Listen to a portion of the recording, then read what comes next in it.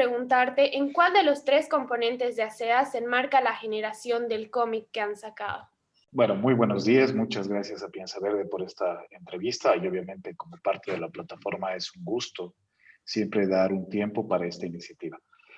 Bueno, respondiendo a tu pregunta, Natalie, en realidad este cómic nace sobre uno de los componentes que anteriormente se llamaba de investigación y monitoreo, que ahora es ciencia y tecnología de ASEA, el componente de ciencia y tecnología. Durante el transcurso del desarrollo de las sesiones de campo, se generaron mucha información, tanto biológica como socioeconómica, de las comunidades donde trabajábamos en la Amazonía.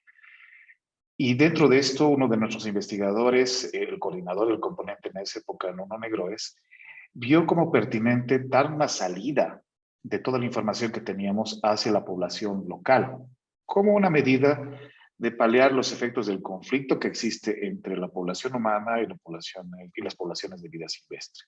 Entonces, dentro de esto sale el cómic, pero hay que considerar que está basado en datos que se tienen en la zona, pero ahora se ha convertido en una herramienta de difusión y educación ambiental con temas específicos y ahora es una herramienta transversal, se podría decir, a los tres componentes que tiene ASEA Conservación Amazónica en el campo. Ya no es solamente de un componente, sino es algo que ayuda a afianzar los objetivos y metas de cada uno de los componentes en los cuales ASEA basa su accionar. También queríamos saber cómo desde la investigación se generan los datos de biodiversidad que permiten identificar contenidos para estos materiales didácticos y creativos que apuntan a la sensibilización de diversos públicos. Bueno, es muy interesante cuando uno habla de conservación, siempre te viene a la mente el trabajo con la vida silvestre, el bosque y todo lo demás, que es el objetivo nuestro, ¿no? Pero también hay que considerar que estamos trabajando en lugares donde la gente es parte de ese ambiente, ¿no? Entonces, la gente es parte de ese ecosistema que convive con las otras especies. Y eso tiene relaciones de mutuo beneficio en algún caso y en otras de conflicto.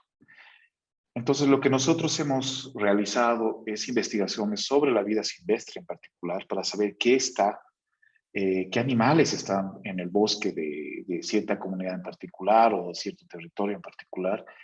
Y después cruzamos esa información con las percepciones de la gente, los habitantes del lugar que realizan actividades de aprovechamiento de recursos naturales en el bosque, para ver cuál es la impresión que tienen.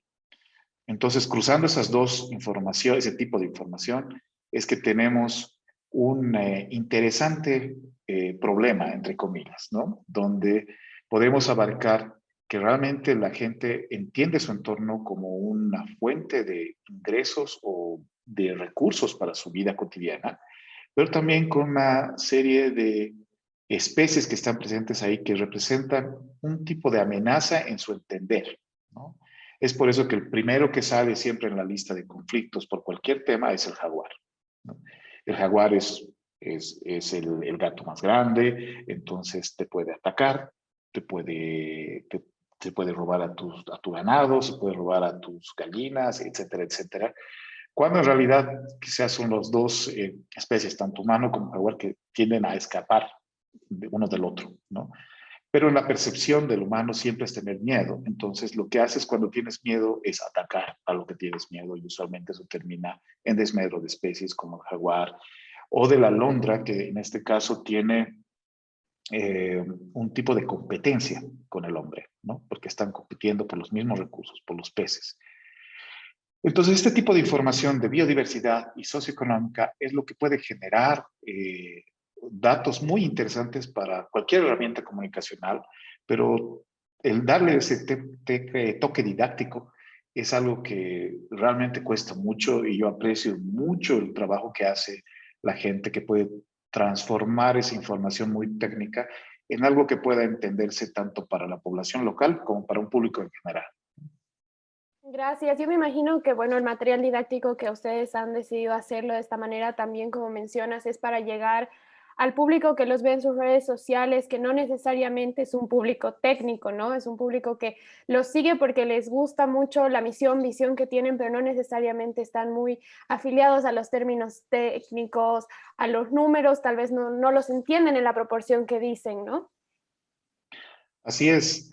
Yo debo confesar que en primera instancia el objetivo de estos cómics no era tanto para una audiencia tan grande en nuestras redes sociales, sino estaba abarcado o enfocado para estos grupos en las comunidades donde trabajamos, ¿no? Donde realmente entienden el jaguar, la alondra, otros lugares que son parte de su vida cotidiana, ¿no? Y obviamente atacar a un grupo que es importantísimo para nosotros, que es la juventud y la niñez, ¿no? Entonces era cómo transformar eso en algo que puedan leer de forma interactiva, que les llame la atención, y ahí uno tuvo mucho que ver, que él es el que ideó todo esto y sacó eso como primera instancia, con el primer número de Jaguar. Pero después nos dimos cuenta que en redes sociales tenía mucho más éxito, ¿no? O sea, la población se siente muy conectada porque está contada una historia de forma muy sencilla, está planteando un problema y la visión de dos partes que usualmente en nuestro imaginario son antagónicas, ¿no? Pero la idea es buscar a futuro que estas dos cosas se puedan unir y que todos podemos compartir el espacio en que habitamos, ¿no? Queríamos preguntarte por qué se ha optado por este formato de cómic. La idea inicial fue pensar en algo que no solo llegara a los niños, ¿no? A los niños jóvenes, pero también puede llegar a los adultos, ¿no? Yo creo que el cómic tiene eso de a todos los niños les encanta, pero a los adultos también, ¿no? sé ¿Cuál es el adulto que aún no se acuerda del cómic y alguna vez no le gusta mirar una historia en un cómic? Que desde el punto de vista no solo de historia es un poco más, es más visual, ¿no? También no olvidemos que con las comunidades, lógicamente el texto muy extenso, muy cargado, a veces es complicado. La gente también no tiene tiempo, tiene más cosas. Y el cómic es liviano, es divertido, es visualmente bonito y llega no solo a los niños como a los adultos. La idea básicamente fue un poco eso. ¿Cuál es la importancia de llegar a los niños con estos temas ambientales a través de lo que es el cómic? Es, todo lo que sabemos de investigaciones, nosotros no hacemos investigaciones desde el punto de vista de comportamiento comportamiento asociado a conflictos, sí, pero no a temas, por ejemplo, de cambios de comportamientos o psicología, son cosas más profundas. Pero lo que se sabe es que cambiar el comportamiento del hombre adulto es muy complicado, ¿no? El problema ambiental, precisamente, es un problema de comportamientos, ¿no? Es un problema de las personas, de opciones, sea también políticas, estratégicas, pero es de personas. Entonces, ¿cómo podemos cambiar las personas, cambiar el comportamiento? Las personas difícilmente cambian, pero el comportamiento de las personas. Entonces, lo que se sabe, incluso de algunos trabajos de compañeros nuestros, es que una forma de llegar a las personas, los adultos, es por los niños, ¿no?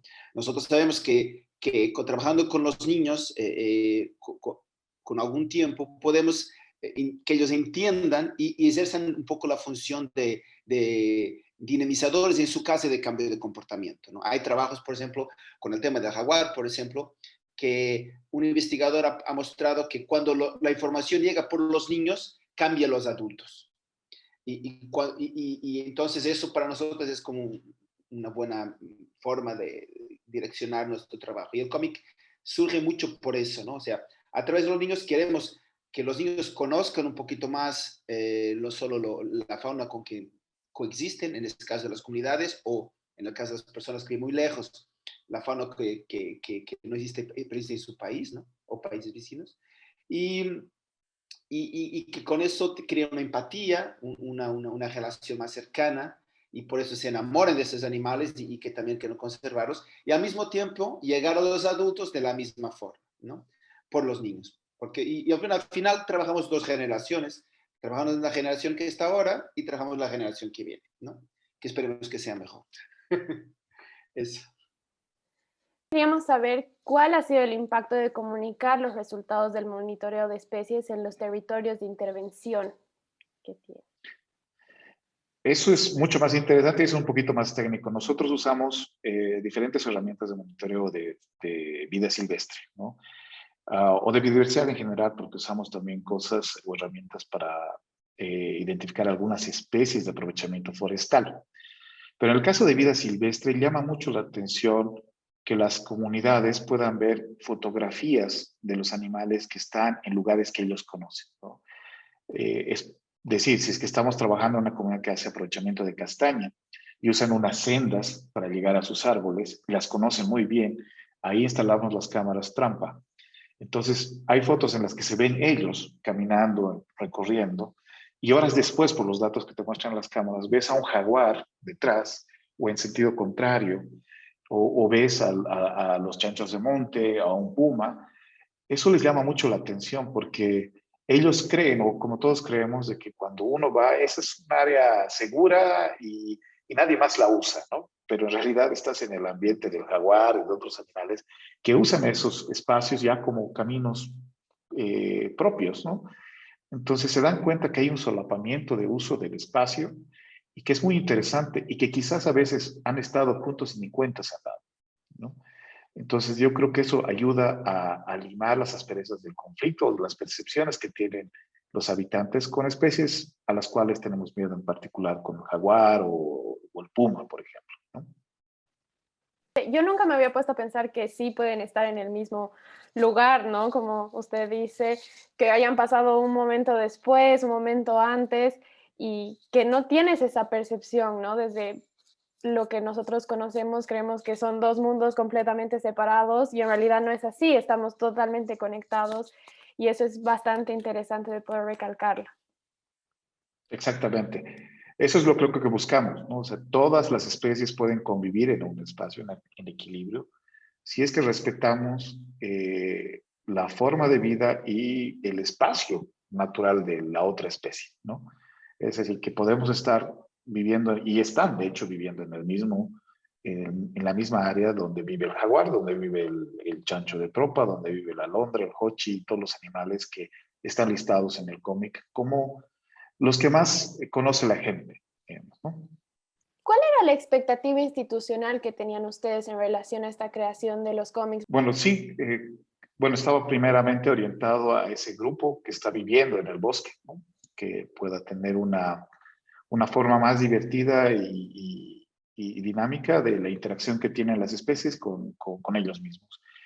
Eh, Después pensábamos que esto podría constituirse en una serie para ir abarcando diferentes especies y que no sea tan monótono, ¿no? Obviamente salió primero el jaguar, porque es lo que más llama la atención a ellos, es un golpe muy bueno a todos, ¿no? Es el felino más grande de las Américas, entonces salió en un contexto donde había presión por la cacería, por el tráfico de partes de jaguar en el país, y parecía que en ese lugar donde estábamos trabajando en las comunidades castañeras del norte de Bolivia, la relación con el jaguar era diferente, ¿no? O sea, no era que lo mataban o lo perseguían para robar sus partes y venderlas, sino simplemente había una relación de conflicto por temor, en algún caso, de encontrarse en el bosque por el aprovechamiento de castaña, y eso generaba que alguien dispare, ¿no?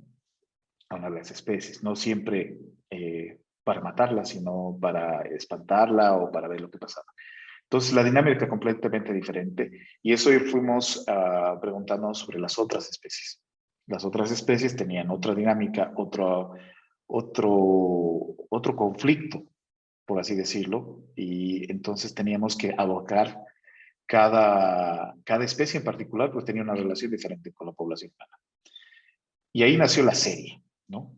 Entonces empezábamos a definir una serie de personajes, los cuales van a tener cada uno un número específico, ¿no? Empezó el jaguar, después siguió la alondra, la nutria gigante, el siguiente va a ser el hochi, es un animalito completamente diferente a los otros dos, entonces va a tener un desarrollo diferente.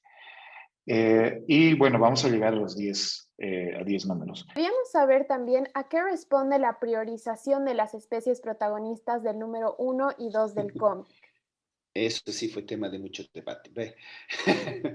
Sí, lo que hemos pensado es que nosotros hemos hecho algún trabajo de investigación en el sentido de determinar qué especies las personas tenían problemas, tenían conflictos, las personas que viven en la Amazonía boliviana donde trabaja sea, ¿no?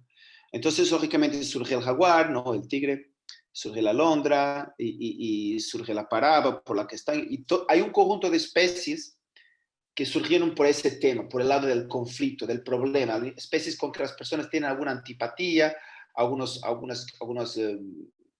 inamistades, digamos así, y que por eso es interesante trabajar.